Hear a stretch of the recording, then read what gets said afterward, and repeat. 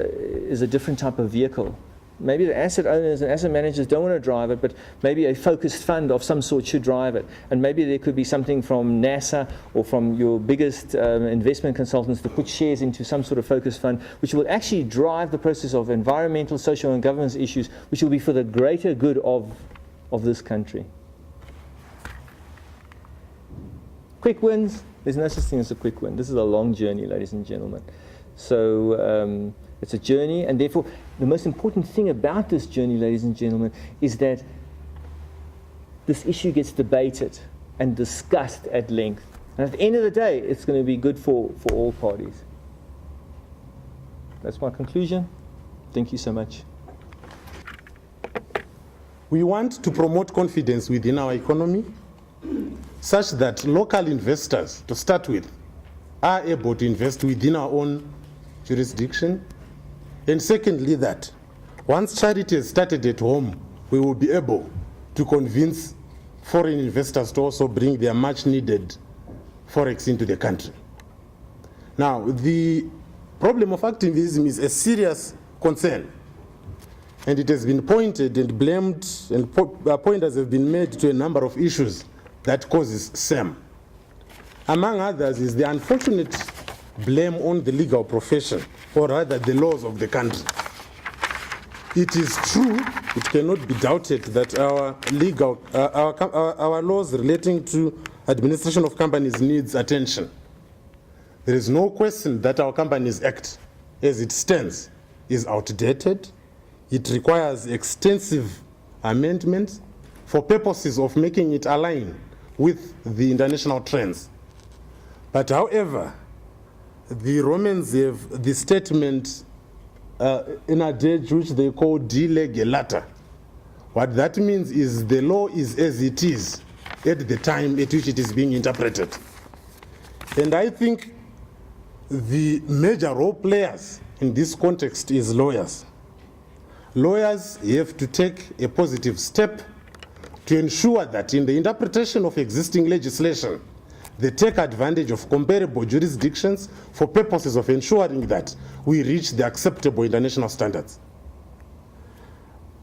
I would state and refer you to recent, not so recent, but at the beginning of the year, you would all be aware that for the first time in Zimbabwe, the Supreme Court ruled that a company as an entity itself has the right to prefer private prosecution against corporate delinquents.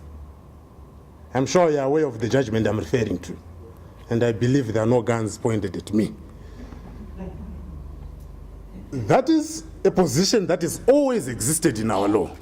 Our Criminal Procedure and Evidence Act has always clearly stated that a party aggrieved by the conduct of another, and where the state machinery refuses to prosecute at the public instance, then that party, to the extent that it is aggrieved and to the extent that it can show that it has suffered substantial loss as a result of the alleged offense, is entitled to prefer private prosecution. That was the position of the law. The question was, what does the law mean when it says a party? Does it refer to a person? Does it refer to a company? I had the pleasure to argue the case before the Supreme Court, and I was successfully able to move the Supreme Court to agree that the concept of a party can, and it is justifiable to interpret it to include a company. And for that reason, for the first time, the Supreme Court has ruled that it is possible for a company to institute prosecutions for purposes of recovery of whatever it is that it regards as having been lost as a result of corporate delinquency. Now, my presentation, it is a prepared presentation. I'll take you through the slides, you'll be able to see through. But you would realize that I would talk more outside what is on the slides, because you will have access to the slides as and when you require, and if you require SAM. What we are talking about is protection of shareholders. And the basic question is, why do we discuss it? Why do we discuss it? And I've already indicated that the basic idea is to promote investor confidence. because we are simply saying the investors are not confident that things will be done the way they are supposed to be done. It has already been alluded that when we are dealing with the concept of a company, the first basic challenge is that the owners of the capital that keeps the company running are not in the direct day-to-day management of the companies. That is the general problem. And the question is, how do such owners ensure themselves that the goings-on at the company is beneficial to their investments? And how do they ensure themselves that they will be able, at the end of the day, to receive a fair return for their investment? In a discussion by Stanford Moyo, my principal, he mentioned a statement which I regard as so important that it will go down the legal history of this company, of this country. He stated to the following effect. He said, the law provides the environment within which business is conducted. The law provides the environment that ensures that the role players are controlled by predetermined rules of conduct, such that it removes within it the potential of capricious behavior. And the protection of shareholders in terms of Zimbabwean law is ubiquitous within a reading of the Companies Act. You will go through it. Is unfortunate that the general problem is people do not have access to the information. Or when they have access to the information, they are not able to interpret what the information can be interpreted to mean for their protection. I have given basic indications of the basic procedure for the opening of a company. It appears very basic, but if you look at it, it has very serious consequences if this is not taken seriously. The basic procedure is that you prepare the prescribed documents, the documents prescribed in terms of the Companies Act. Those documents are lodged at the company's registrar, and a prescribed fee, which is very minimal, is then paid.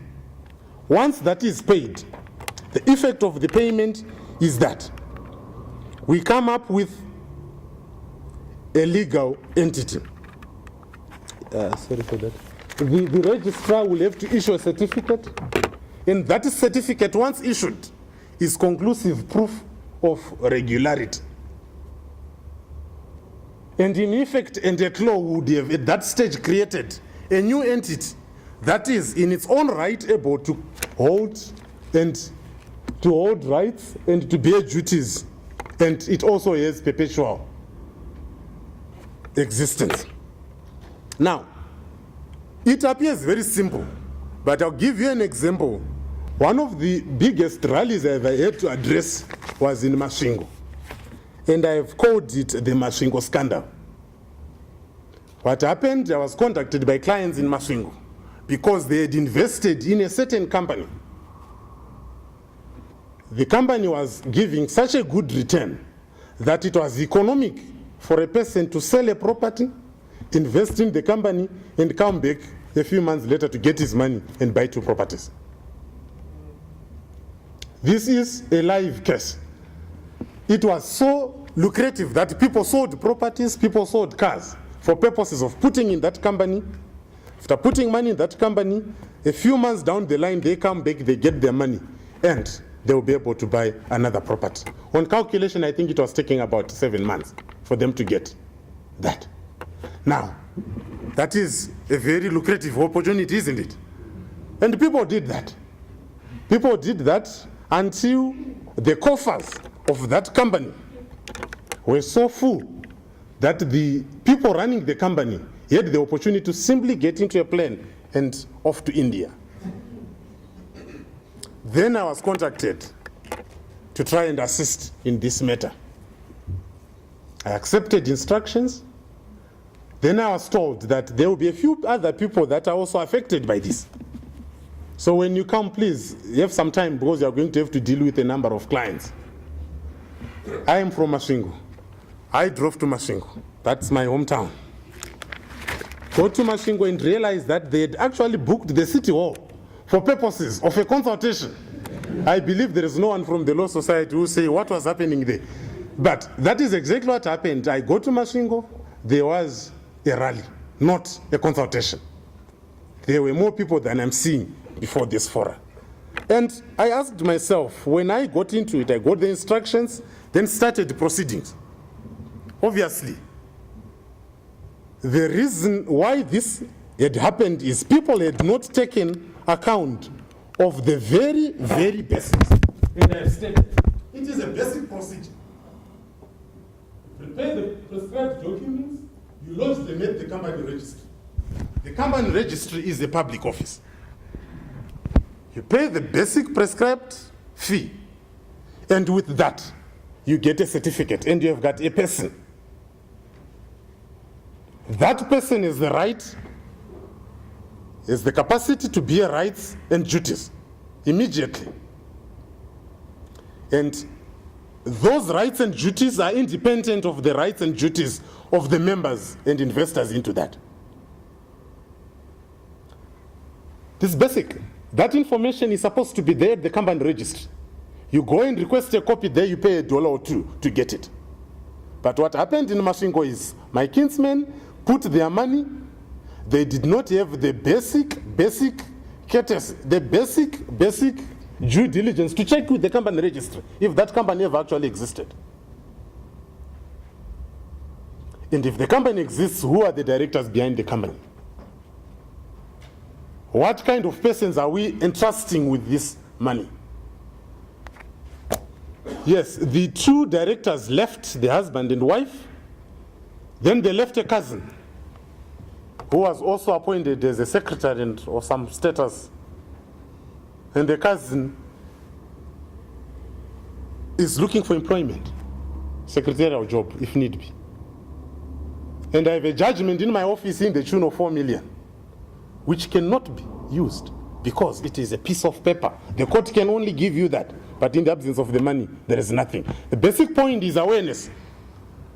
That are we aware when we take decisions as to what it takes and what risks we'll be entering into? And most importantly, that we should realize that the Companies Act, aside from all the criticisms that that act is so outdated, it still offers adequate protection to investors in this economy. If you invest and you have a full understanding of the Companies Act and you follow it ad strictum, you should be able to get the basic rights. And the problem that we often see is people often read the Companies Act. And if you are investing, you simply read the Companies Act if you get the chance to read it. Simply read the Companies Act. No reference whatsoever to either applicable or relevant legislation that has an impact in the interpretation of what is in that act. Now, you have heard about the Masvingo. You have heard about the Masvingo scandal, as I have stated, and the point is, we have a company's office that is functional, and that company office being functional, it has to be used, but it appears it is not being used. People put their money and then they sit and sleep and wait for profits after 7 months. Right. I also made reference to initial protection of would-be members. Now, the protection of shareholders does not only arise at the time at which the person makes the decision to invest. The legislation is clear. The thread of protection arises from the date on which somebody decides that he wants to create a company. And that person who decides that he wants to create a company, or a person who takes part in the process of creation of a company, otherwise than a person who does so merely administratively or within the course of his employment, is referred to at law as a promoter. That is the most initially the most initially dangerous person. Getting back to the Masvingo disaster, the promoter who is now sitting in India or somewhere in the world was really a danger to all other members. The law is very clear, and out of fairness, the promoter is entitled to recoup his costs. Whereas the law is aware that he has a very good opportunity to tailor-make the creation process for purposes of taking advantage of would-be investors, it is important that the law has provisions. Firstly, he is entitled to recoup his costs, but the court limits his ability to recover secret profit. In other words, once a profit is regarded as secret profit, the promoter would have committed an offense to start with, and will be liable for prosecution, and there will be other remedies available to that extent. I will give you the concept of a secret profit so that you understand what it is, because often the words do not say what they mean. I'll state the following. A profit at law will be regarded as secret if, in the running of a company, a profit will be regarded as secret unless, so the starting point is, if a promoter makes a profit, it is regarded as a secret unless it has been disclosed to a truly independent board of directors. A profit by a promoter will be regarded as secret and hence unlawful if it is any profit that is not disclosed to a truly independent board of directors. And a truly independent board of directors refers, for that purpose, to a board of directors that is not appointed by him. That is the only way it will be a truly independent board of directors. Or it has not been disclosed to present and prospective shareholders through a prospectus or other similar publication. It is not easy to see, but you would all agree with me that there are a lot of promoters out there that are making secret profit on a daily basis. And it happens, no one challenges it. We come, we put our money, we realize that he's now driving a Vogue, he's now moved from wherever he was staying in Rijeko, is now, and suddenly the company has no money. Right. We all admit that we have stated already that the promoter is entitled to recoup his costs because he is the brains behind the company. I was dealing with a case. It was a labor matter. Though we are not traditionally the workers' representative, I believe my colleague will agree that being a corporate firm, we are also mainly generally for the employer than the employees. And in that particular case, I was representing an employee. And we tried to engage each other for purposes of negotiation. And the attitude we received from the employer, which will evoke Mr. Matsikidze's, he'll get very angry, but I'll say it. The employer said, these employees are forgetting that without me, there will be no company to talk of in the first place. That is the attitude, isn't it? But employees are stakeholders. They may not be shareholders, but they are important stakeholders. And the employer is also not realizing that without the employees, the company would have remained a dream on his part. It would not have materialized into anything, isn't it? But fair enough, he is entitled to recoup his costs as long as he does not make secret profit. We would all agree that the raising of capital is arguably the most initial important function for the promoter. For the purposes of raising capital, we would break our discussion into two forms of company. That is, firstly, the private company, and secondly, the public company. The distinctions and definitions are clear from the Companies Act. In the case of the private company, it is very simple. It is me realizing that I'm friends with Mr. Matsikidze, Mr. Mchenji, and we decide that let's put some money together to form a company. Then we do so. Being a private affair, the law is very clear. We may not call for subscription to our shares to the public. The law is very clear. We may not call for subscription of our shares to the public. Those are the restrictions in terms of Section 33 and Section 34. And the ultimate effect, if we so do, is we render ourselves outside the definition of a private company, and hence will be treated by the regulator as a public company, with obviously the attendant disclosure requirements, audit requirements, etc. Now, the problem is the private companies are in fact actually calling for shares. In Mashingo, it was written all over in the newspapers. Well, the promoter was a pastor, and there were flyers in church relating to the operations that were to take place. It would appear as a simple flyer. It will appear as a simple advert in the press. But our company law is clear. Once it is a written document calling on the public to subscribe to a share, it becomes a prospectus. And once it is a prospectus, it has to comply with the law. The law requires that prospectus should be registered. If there is any misstatement therein, there is civil liability. There is also criminal liability for it. There is a residual common law delictual remedy for misstatements leading to loss of money. Then the Section 7 is what I'm referring to, point 7, Section 61 is what I'm referring to when I say, once a document is in written form, it's put to the public, it becomes at law a prospectus, and hence those requirements have to be complied with. And once a person has put a prospectus, what effect does it have? We have said, once you have called for shares from the public, you seize the protection of a private company, which means you become a public company with the usual scrutiny requirements.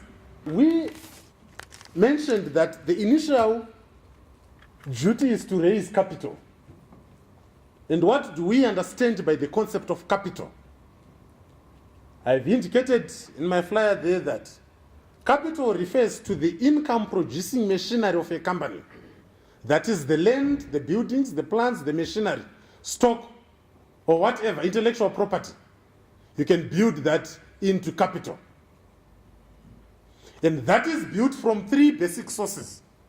That is the share capital, being the proceeds raised from the issue and sale of shares. Secondly, there is the loan capital, being borrowed money. Then there is recapitalized profits, which are profits being plowed back into the business for purposes of augmenting the capital.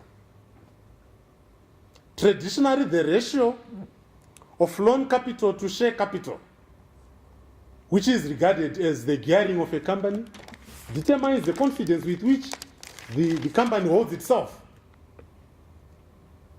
But is that strictly applicable to Zimbabwe? Can we say in Zimbabwe the loan capital to share capital ratio determines our confidence in our businesses? I think in a country facing liquidity crisis like Zimbabwe, it is not possible. That conclusion is not necessarily correct. Of course, the mere fact that there is more from loans than from our own money simply means that there is a risk. But to say that there is no confidence among ourselves, I think that is where we're working on. But let's build that confidence to state that, irrespective of that ratio, we still regard ourselves as a safe investment destination and a destination that investors could regard as an appropriate form of investment.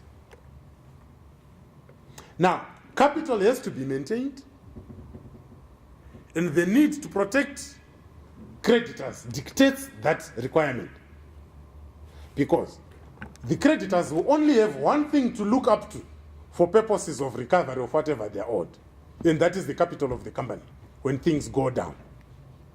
How it is done, it is a business decision, and obviously the people in different enterprises see how best to do that. It could be taking insurance, it could be other forms of investments or whatever, but those are not areas for me.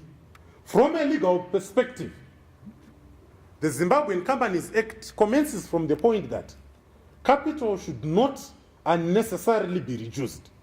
Because once capital is reduced, it means there is very little that creditors will look up to in the event of insolvency, isn't it? But we know that there are companies that the capital on the company is just the CEO's car and nothing else. But that is unfortunately what we are, where we are. The legal protection of capital, I have picked a couple of issues that stems from the statute. Section 92 to 97 is specifically laid down. It specifically lays down the procedure for reduction of capital for the purposes of obviously protecting the creditors. And because it is for purpose of protecting creditors, within section 92 and 97, there is room for creditors to object to any decision that leads to reduction of capital. The procedure is quite clear. If you so decide, firstly, the decision to do so should be authorized in the articles. And if it is not authorized, you have to amend your articles first. Once you amend your articles, you will have to have a special resolution for that specific purpose. You will have to approach the court for confirmation, at which juncture the creditors will have an opportunity to object. The court order you obtain from court, together with the minutes leading to the decision, has to be registered by the registrar. The law also regulates liabilities for members in respect of reduced capital. And then, again, there is criminal liability for concealment of reduction proceedings. Now, if you look at the statutes, the provisions that I've mentioned, you would wonder how it could ever have been in a position in Zimbabwe before this February that a company had no right to institute criminal proceedings for delinquents. You would wonder, but we operated that way. It was happening.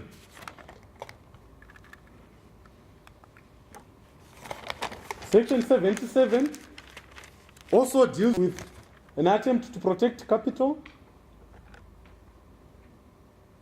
being a restriction on the redemption of shares, except if the shares are being redeemed or purchased from profits, which otherwise would have been available for dividends.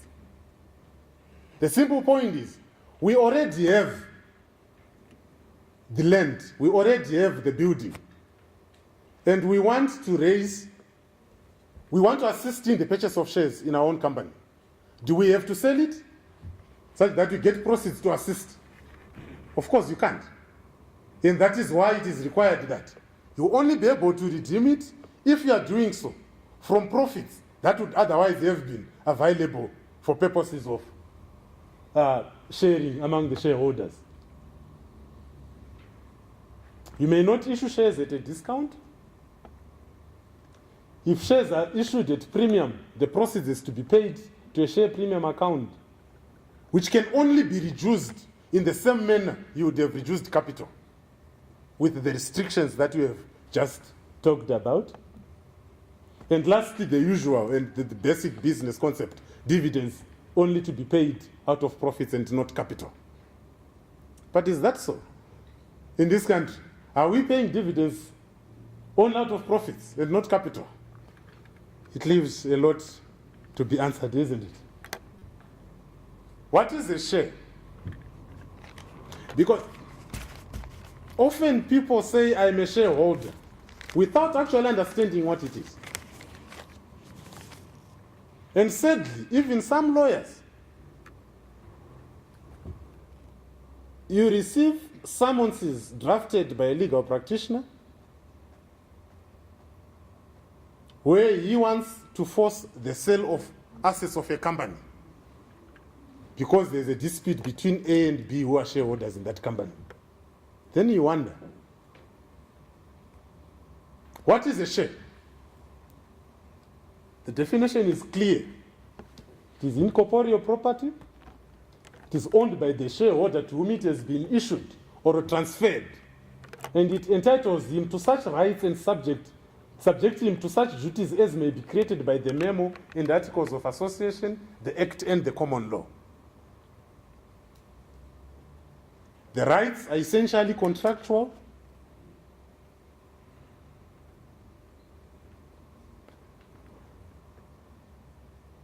And a share essentially entitles its holder to membership of a company. But what is important is what is highlighted in red there.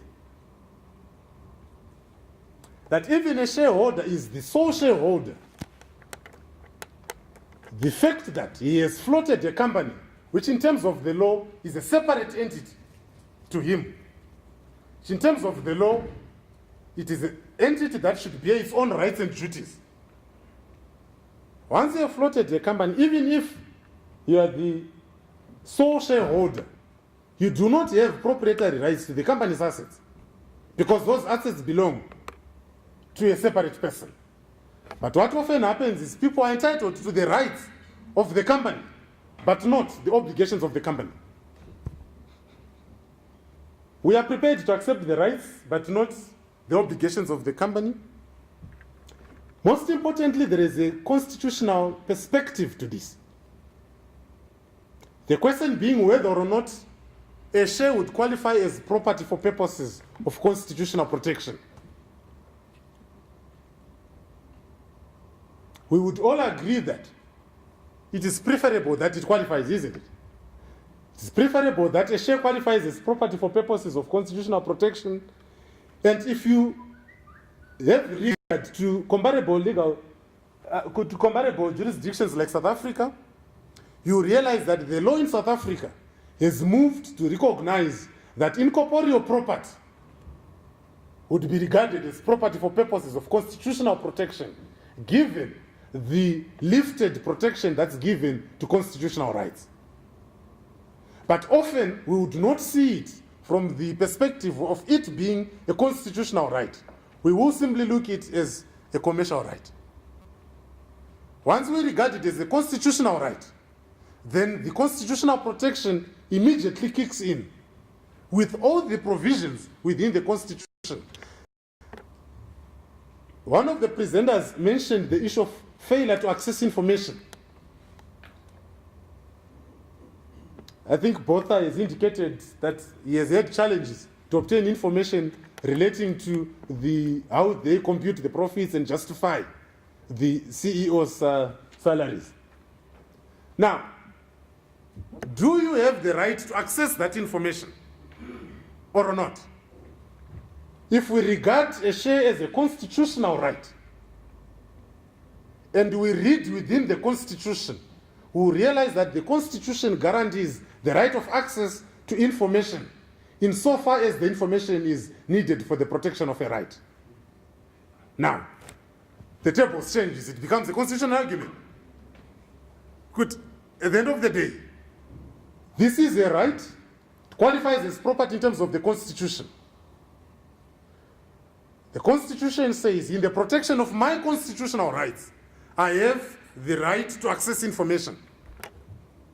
And I'm requesting the information. This is not just a commercial request. It is actually a constitutional request. Should you refuse, let's go see Chichwasiku. I think that would be a good construction. And I think that's a construction that will be effective. The framework is there. It is about activism, as has repeatedly been said. Now, what obligations do members and shareholders have? In terms of our statute, they are very basic. They have the duty to meet all calls that are made on the amount unpaid on their shares.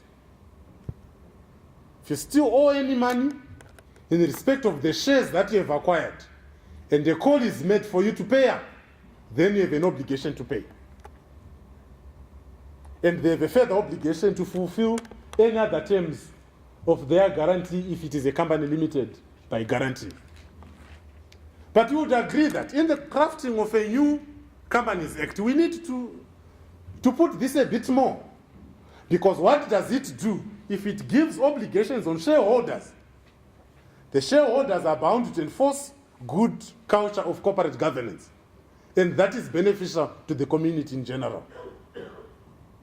Remember, the shareholders in many cases, they are driven by one basic consideration, which is maximization of profit. But if our law says these are the obligations only, and the obligation to fulfill terms is essentially a contractual obligation,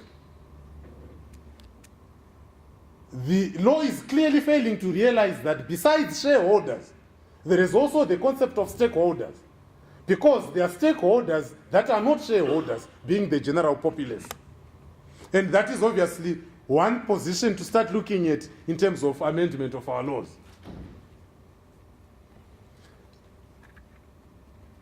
I've put 2 notes there. The law as it stands, it strictly recognizes that once you have paid your share, you have no further obligations. Is that it? Yeah. That's it. Once you have paid your shares, you have no further obligations. And the reasoning for it is our adherence to the old Roman Dutch law, when it says this is a separate entity, and that's it. It has its own rights and obligations. But I think there is room for us to work to make it align with the concept of social responsibility. How do we build in within that? Because once I've paid my shares, as the law stands, I wait for my capital, I wait for my profits. And that is not a result that would lead to confidence in our right. Let's look at the rights of members. Those are the general rights of members in terms of our Companies Act. Though they are within a reading of the statute further rights, if one looks at it, those are the very basic rights that shareholders have. But what is really important is we have come up with a dispensation where we have said, if you are a foreign investor and you are coming into Zimbabwe, you have to shed off 51%, in a nutshell. Which means the foreign investor that we intend to invest in our country will always be a perpetual minority in the administration of the company, isn't it? Because there will always be the 51% shareholder being indigenous. And the question is, how do we balance to ensure that we come up with a situation where we encourage the foreigners to come and invest without the fear that as perpetual minors they have no recourse. And I think that is the essence of where we should look at. And that is the essence that should drive the amendment of the Companies Act or other legislation. That we should come up with a framework where we say, you bring your money, yes, you will be a perpetual minority, but we guarantee that as a perpetual minority, besides the business advantage that we have for investing in the country, the diamonds, the business advantages, you will always have the legal protection equally as a minority shareholder. The traditional ruin management of companies is put on the board the decision in Force versus Aborto, where it has been stated that the general principle is, in the running of a company, the majority rules. The majority decides that the company will take a certain direction, then it should take that direction. And the minority shareholder will not be able to object, even if it harms the company.